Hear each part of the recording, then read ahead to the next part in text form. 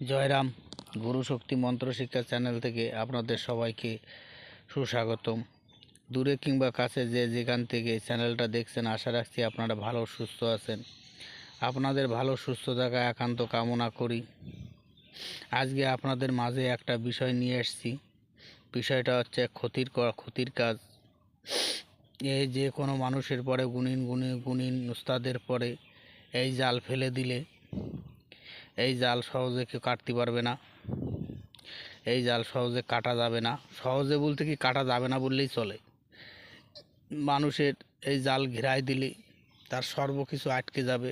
তার চারদিক দশদিশা আটকে যেয়েছে, আস্তে আস্তে তার ক্ষতিগ্রস্ত হবে। তার কোনো কাজ কাম হবে না, আয় রোজগার সব রুজিপাটা বন্ধ হয়ে যাবে। আর তান্ত্রিকদের উপরে ফেলে দিলে তাদের কর্মতন্ত্র ক্রিয়া সব বন্ধ হয়ে যাবে। যাই হোক, যদি আমার চ্যানেলটা ভালো লাগে, চ্যানেলটা লাইক শেয়ার সাবস্ক্রাইব করে চ্যানেলের সঙ্গে থাকবেন। যাই হোক, মন্ত্রটা স্ক্রিনে লিখে দিচ্ছি, মন্ত্রটা স্ক্রিন থেকে আপনারা দেখে নেবেন। মন্ত্রটা আমি একবার বলে দিচ্ছি। বরম্মানি কৈলাসে রয়, বরম্মানি কথা ঘুরিয়া বেড়ায়, অমুকরে দেয় ঝাপ হয় না তো মাপ, ওজাগুনি কাটা নাহি যায়, বিষ্ণু কাটে চক্র দিয়া, তবু কাটিতে নাহি পায়। কৃষ্ণ বলে হায়, বাঁশির সুরে কাটিতে যে চায়, তবু কাটিতে নাহি পায়।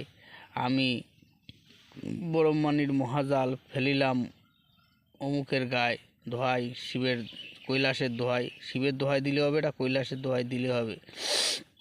ঠিক আছে, এই মন্ত্রটা আপনারা ভালোভাবে মুখস্থ করে নেবেন। এবার এই মন্ত্র স্বয়ংসিদ্ধ মন্ত্র আলাদা, আপনাদের জপ সিদ্ধি করতে হবে না।